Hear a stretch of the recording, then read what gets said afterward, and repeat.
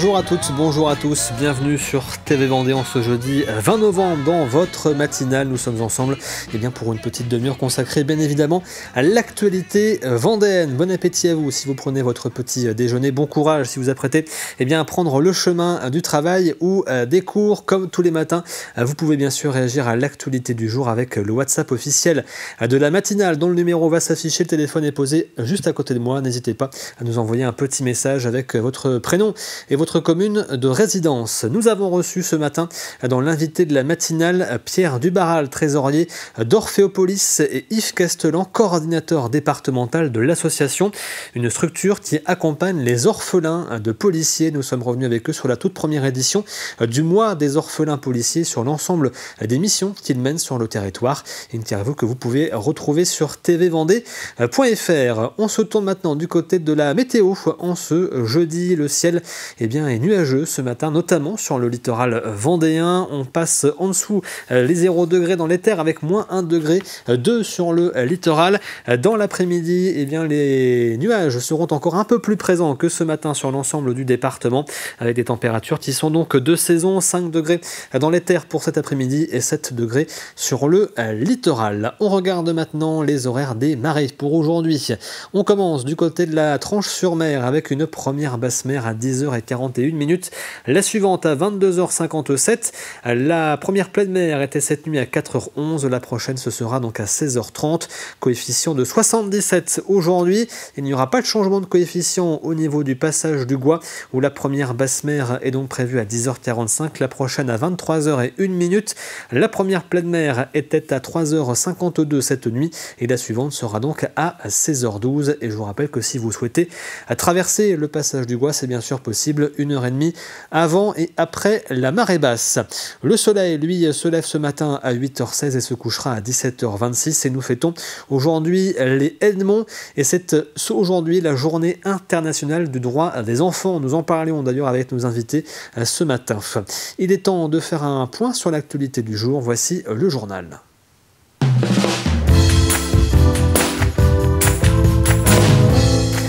C'était hier matin à Paris. L'organisation du Vendée Globe tenait une conférence de presse pour présenter l'avis de course de la 11e édition prévue en 2028. Nous connaissons donc désormais la date du départ. Rendez-vous le 12 novembre 2028 à 13h02. L'une des nouveautés annoncées, c'est la construction d'un PC course fixe et permanent au Sable d'Olonne dont les contours seront dévoilés dans quelques mois. Les skippers souhaitant s'engager sur cette édition 2028 du Vendée Globe pourront déposer leur candidature à partir du 16 février prochain. Il a également été précisé les règles de qualification que nous présente Louise Viadger. Route du Rhum, Vendée Arctique ou Transat et CIC, l'une de ces courses devra être validée par le skipper qui souhaite être qualifié pour le Vendée Globe 2028. C'est donc la première condition. Chaque skipper doit terminer au moins une course en solitaire de grade 2 du calendrier IMOCA 2025-2028 sur le bateau sur lequel il fera le Vendée Globe, le tout sans dépasser le double du temps du vainqueur. Deuxième condition, il faut être parmi les 37 premiers du championnat. Les skippers vont pouvoir marquer des points en fonction de leur classement, du grade, de la course et du format de l'épreuve, que ce soit en solitaire, en double ou en équipage. Comme c'est une course de grade 2, donc le vainqueur peut avoir 200 points. Si il gagne une étape, donc il peut gagner 1/5 des 200 points. C'est-à-dire, donc, en l'occurrence, il gagne 40 points, puisqu'il a gagné une de ces étapes de 5 étapes. Et enfin, seules les 9 meilleures performances seront comptabilisées. Jusqu'à présent, il fallait commencer la course au plus tôt pour accumuler des points. Mais cette nouvelle règle se concentre sur la qualité plutôt que sur la quantité. Et enfin, côté environnemental, on retient une mesure, celle qui oblige désormais tous les skippers à avoir au moins un capteur pour récolter des données scientifiques. Elles ont vraiment permis d'alimenter des recherches en matière de réchauffement climatique. C'est là-dessus que nos scientifiques sont en train de travailler. Et elles continuent à fiabiliser finalement les prévisions météo. Et ça, c'est pour l'ensemble de nos populations. Donc, il y a un intérêt majeur. avec une meilleure connaissance, bien sûr, de nos océans. Rendez-vous donc pour le départ du Vendée Globe le 12 novembre 2028 à 13h02. La semaine prochaine, le conseil départemental de la Vendée organise la 3e édition de la semaine de sensibilisation aux violences intrafamiliales. Ces violences peuvent être physiques, verbales, sexuelles ou psychologiques et touchent principalement les femmes et les enfants. Les violences intrafamiliales sont en augmentation dans le département. 3 à 4 interventions de la gendarmerie concernent ce type de violence chaque jour et on estime que dans les collèges, 1 élève sur 4 en serait victime. Le premier prescripteur d'informations préoccupantes émane bien souvent de l'éducation nationale, mais ça peut être un voisin, ça peut être un maire, ça peut être n'importe quelle structure qui entend, qui découvre ou qui voit un enfant maltraité, subissant des violences. Eh bien, il peut appeler la CRIP. La CRIP, donc cette cellule de recueil d'informations préoccupantes, qui décidera si on doit le renvoyer, cet enfant, si on doit le renvoyer vers le juge des enfants, qui peut décider d'un placement, ou peut-être qu'il n'y a strictement rien, mais en tout cas c'est important de pouvoir signaler ce qui pourrait nous sembler en tout cas être une violence. Le lieu de l'école, du collège, du lycée, c'est quand même le lieu de vie des enfants où ils passent la majeure partie de leur temps. Et donc c'est aussi le lieu où certains enfants ou jeunes vont côtoyer des adultes alors qu'ils n'en rencontrent pas en dehors du cadre familial. Parfois, la famille, elle vit dans un vase clos, ils sont très isolés. Et c'est ce qui fait que parfois, il y a des révélations qui se passent uniquement dans le cadre scolaire, avec des familles qui n'étaient absolument pas connues, des services sociaux, éducatifs, etc., où l'enfant, il se confie vraiment pour la première fois, et c'est des situations qui méritent d'être prises en charge et qui ne l'avaient jamais été jusqu'à présent. Cap maintenant sur le collège Nicolas Axo à La Roche-sur-Yon où les élèves de 5e ont vécu cette semaine le premier temps fort du projet Axolidaire. Ce programme, déployé toute l'année, vise à sensibiliser les adolescents au handicap à travers des temps d'échange et des ateliers. Pour cette journée d'initiation, ils ont pu s'essayer à la course en joëlette, rencontrer le parrain du projet Hugues Bourriot ainsi que l'association Roulions Ensemble. Un reportage d'Anaïs Escalonaf. Au collège Axo, on apprend à courir, mais autrement. Les élèves de 5e découvrent les joëlettes. Ces fauteuils tout-terrain permettent à des personnes en situation de handicap de participer à des courses ou randonnées. Il y a en effet le collectif, il y a le groupe, on est une association où tous les gens sont égaux, donc pilotes ou passagers, donc on ne fait plus de différence. Donc je pense que c'est très riche pour les enfants de comprendre ce que vivent les personnes en situation de handicap. Cette 5e édition du projet Axolidaire concerne 150 jeunes. Dans ce cadre inclusif, l'objectif est de développer des valeurs de dépassement de soi et de solidarité. Nous, on est un collège qui accueille 2 classes Ulysse, donc avec des élèves, pour certains qui ont des handicaps invisibles.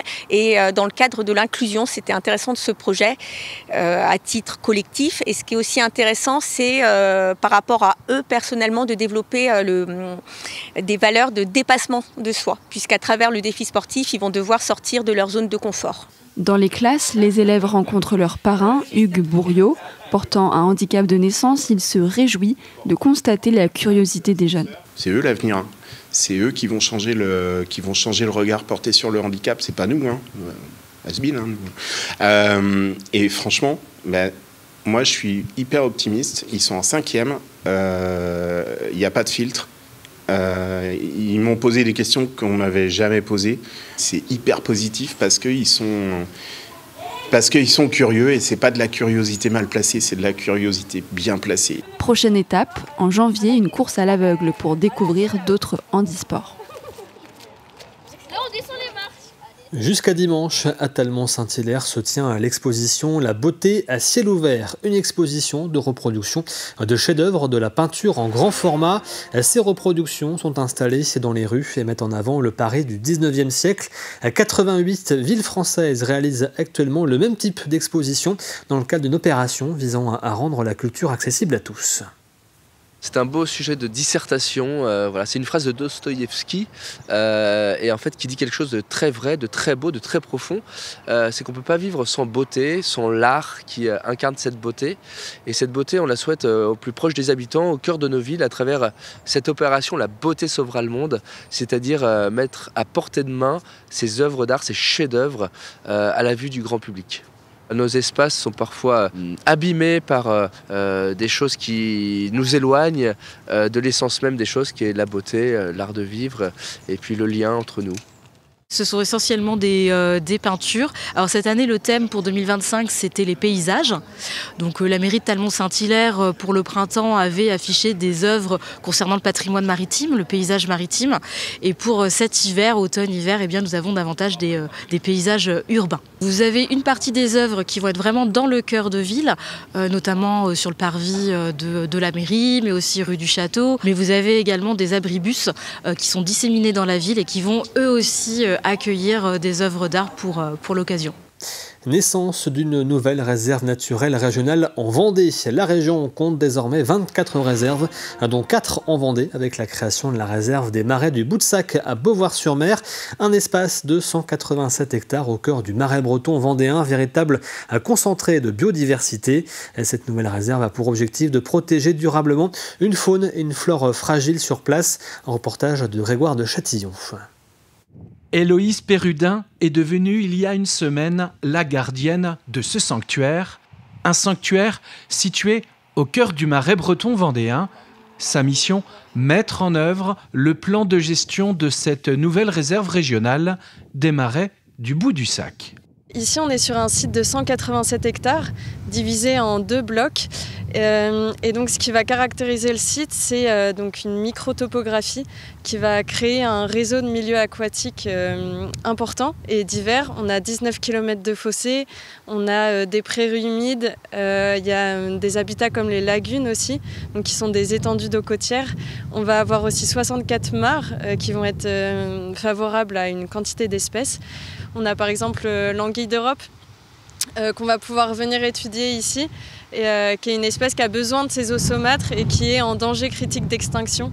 Des eaux saumâtres, un entre-deux entre eau douce et eau salée.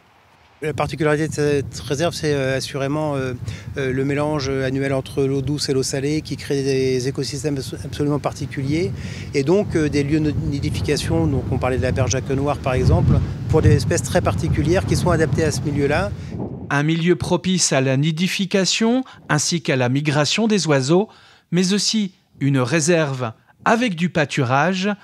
Nous sommes ici dans la commune de Beauvoir-sur-Mer, co-gestionnaire du site avec le Conservatoire du Littoral et la Ligue de protection des oiseaux. L'idée pour nous, quand on a validé cette proposition, c'était déjà on partait du constat que beaucoup d'habitants sur Beauvoir finalement méconnaissent l'intérêt environnemental de ce territoire, méconnaissent la biodiversité.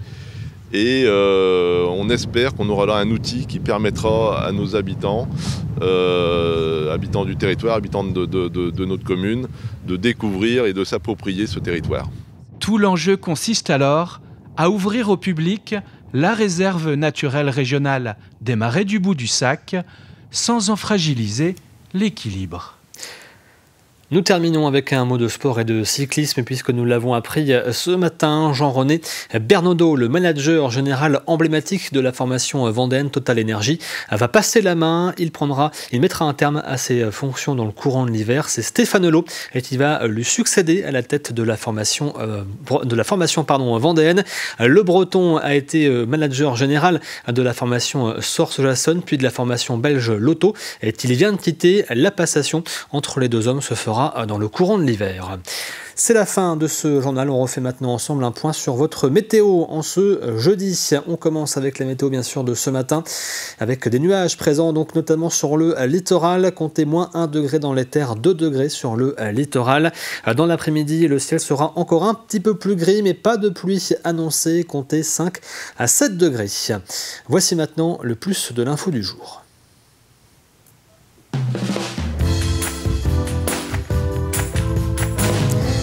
Et le plus de l'info est consacré ce matin à la restauration de la toile La Vendée, réalisée par l'artiste Renaud Rousseau de Selle dans les années 20. Elle était jusqu'à présent installée dans l'ancien hôtel de ville de La Roche-sur-Yon. Lorsque celui-ci a été en travaux, elle a été démontée, restaurée et elle reprend actuellement sa place dans le nouvel hôtel de ville de La Roche-sur-Yon dans la salle des mariages. Regardez.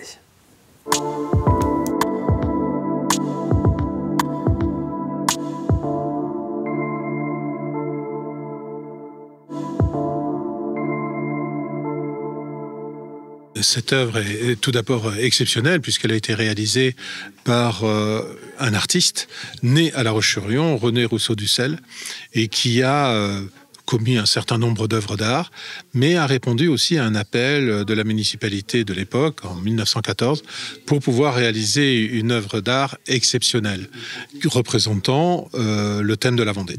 Cette toile a été mise dans l'ancien hôtel de ville et elle a passé les temps différents pendant près d'une centaine d'années, évidemment, et il était tout à fait évident que cette toile, qui faisait partie de l'ancienne hôtel de ville, vienne dans le nouveau. Cette toile était particulièrement exceptionnelle par sa dimension. Il était vrai que c'était un véritable défi, que non seulement il fallait la déposer, mais il fallait aussi la remonter. Et cette toile de 45 mètres carrés nécessitait évidemment une haute technicité. Et Monsieur Buty, qui a été chargé de la restauration de cette toile, a fait appel à une société italienne pour pouvoir la poser et sauver quelque part son ergonomie, répondre à toutes les tensions d'une toile et puis aussi et surtout éviter toutes les fissures qu'il pouvait y avoir sur la toile elle-même. La spécialisation pour laquelle on a travaillé ici, c'était la tension élastique du tableau, en étant un tableau assez compliqué d'un point de vue de structure et de forme et de dimension, avait besoin d'un travail d'ingénieur assez pointu et élaboré pour arriver à mettre en forme le châssis et garder la tension du tableau sans l'endommager dans le temps. On a proposé un nettoyage. Le vernis était homogène, donc on a décrassé, enlevé les poussières et la crasse du tableau. Donc on a retrouvé une certaine clarté. On a refixé à nouveau tous les bords de toile des portes. On a comblé les déchirures et les lacunes existantes. Là, on a fait une grosse incrustation. Donc, on a mis un morceau de toile et qu'on a collé au revers pour retrouver la même planéité. Et puis après, on a installé donc un système de tension avec des ressorts pour que l'œuvre n'ait pas de contraintes trop violentes, que sa tension se fasse de façon linéaire. Et voici pour ce plus de l'info consacré donc à la restauration de cette œuvre au sein du nouvel hôtel de ville de La Roche-sur-Yon. Il est temps maintenant de prendre ensemble un petit café associatif.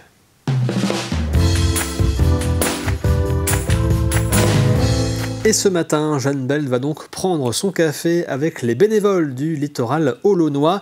La mission de cette association, c'est d'aider justement les autres associations durant leurs événements. Ils étaient notamment présents à l'occasion du Vendée Globe. Et depuis peu, ils participent aux événements qui ont lieu à l'Arena des Sables d'Olonne. Regardez. Bonjour et bienvenue dans cette nouvelle chronique Asso. Aujourd'hui, nous allons à la rencontre des bénévoles du littoral olonnois pour une chronique aux Sables d'Olonne. Leur but est de soutenir les associations locales, notamment en leur donnant un coup de pouce lors d'événements et de manifestations. Alors nous sommes intervenus sur l'Ironman, évidemment sur le Vendée Globe, qui est un petit peu à l'origine de l'association, et aussi sur des événements un peu plus petits. Ça peut être un vide-grenier, ça peut être un salon, ça peut être beaucoup d'événements nautiques aussi, la GGR, voilà. Nous sommes 150 bénévoles. Nous avons commencé à 60 cette année et avec la demande de l'Arena d'être partenaire, nous avons été obligés de grossir l'association. L'Arena nous a demandé d'être bénévole pour aider au filtrage des personnes, à l'aide au parking de l'intérieur de l'Arena. Nous sommes toujours à la recherche de bénévoles qui viennent nous aider dans une ambiance plutôt sympa. On est très content d'accueillir de nouveaux bénévoles. Dans les manifestations comme l'Ironman ou les marathons, nous sommes vraiment remerciés par les athlètes et par le public qui est très content de nous avoir à les aider aux manifestations. C'est grâce aux bénévoles que certaines manifestations existent encore.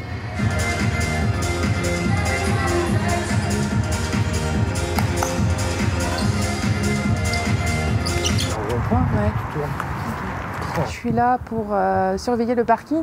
Je suis au parking des PMR et des arrêts minutes. Donc c'est vraiment pour filtrer en fait que les personnes se garent au bon endroit et que ça circule convenablement au niveau du parking. Là, ça va faire depuis cet été que je suis rentrée dans l'asso. Ils avaient fait un appel pour l'Arena, pour les concerts, que du coup j'ai répondu. Et puis j'ai fait Gims, Big Flo et Oli, j'ai fait Stéphane Echer. J'en ai fait pas mal, ouais. Et après j'ai fait d'autres événements aussi. J'ai fait la Grande Bordée, j'ai fait le Custom Show au Château d'Olonne. Non, il y a vraiment une bonne ambiance. On est beaucoup, donc c'est un mélange vraiment de plusieurs personnes et chacun se retrouve. Non, c'est chouette. C'est une belle asso, une bonne entente. On reçoit un appel en fait, comme quoi qu'il y ait des besoins. Et puis on répond si on est disponible. On répond qu'on peut être là de telle heure à telle heure. Et puis ça se fait comme ça. Voilà, c'est la fin de cette chronique asso. Alors si vous voulez en savoir plus sur cette association, c'est avec le lien qui s'affiche juste ici. Et moi je vous dis à très bientôt dans une prochaine chronique asso. Merci Jeanne Bell donc pour cette découverte de l'association Les Bénévoles du Littoral Olonnais. Voici maintenant l'extrait du jour.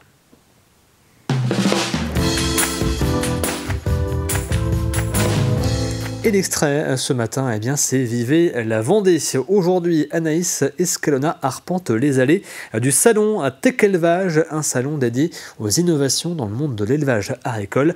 Elle va notamment à la rencontre des producteurs pour prendre de leurs nouvelles. Regardez. Donc maintenant, on va aller à la rencontre de Sylvain, qui est aviculteur sur la commune de la Jaudennière. Bonjour Sylvain. Bonjour.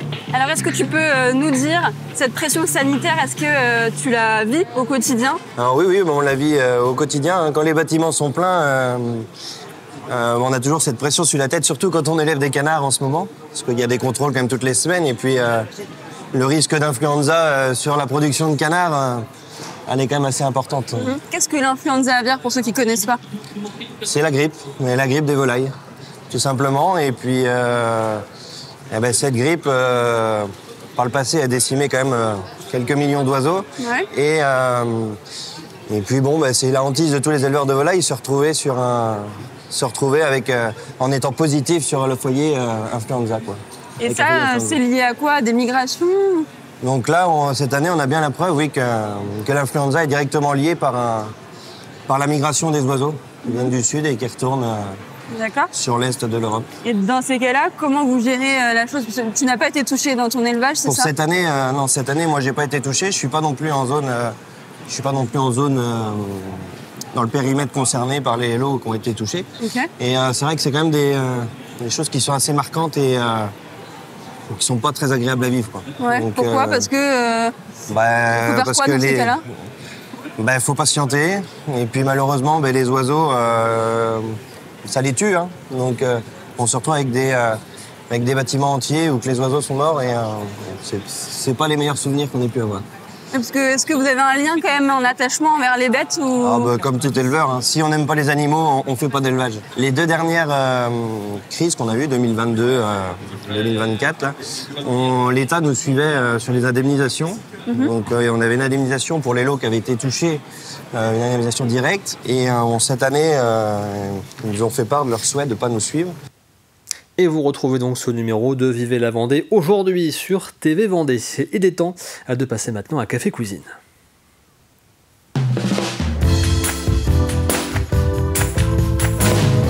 Et à gagner cette semaine dans Café Cuisine, je vous le rappelle, c'est un panier garni avec différents cadeaux offerts par les partenaires de TV Vendée. Pour espérer le remporter, il vous faut trouver la réponse à la question de la semaine que voici. Nous cherchons le nom de ce pont emblématique de l'histoire vendéenne qui vient d'être restauré. Je vous rappelle les indices depuis lundi matin. C'est un petit pont de pierre au nom singulier, symbole du patrimoine vendéen. Il enjambe la Boulogne, une rivière bien connue du nord de la Vendée. Il existait déjà à l'époque gallo-romaine. Et voici le quatrième indice, l'indice du jour. Ce pont a été le témoin du dernier épisode marquant des guerres de Vendée en 1815. Je répète, ce pont a été le témoin du dernier épisode marquant des guerres de Vendée en 1815. Je vous rappelle que vous avez bien sûr jusqu'à demain midi pour tenter votre chance. Rendez-vous sur tvvendée.fr, rubrique le jeu de la matinale, où vous retrouvez la question et l'ensemble des indices exercice jour après jour et tirage au sort parmi les bonnes réponses demain après-midi pour espérer donc remporter ce panier garni avec plusieurs cadeaux offerts par les partenaires de TV Vendée. Il y a un peu de boisson à consommer avec modération bien évidemment, et puis également quelques savons offerts par la savonnerie des Collines notamment. Nous arrivons à la fin de cette matinale, merci à vous de l'avoir suivi. Je vous retrouve à 12h30 bien sûr pour un nouveau point sur l'actualité, puis rendez-vous également bien sûr demain matin à partir de 7h pour une nouvelle édition de cette matinale.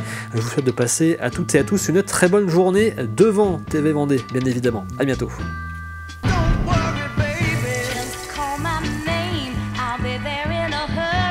You don't have to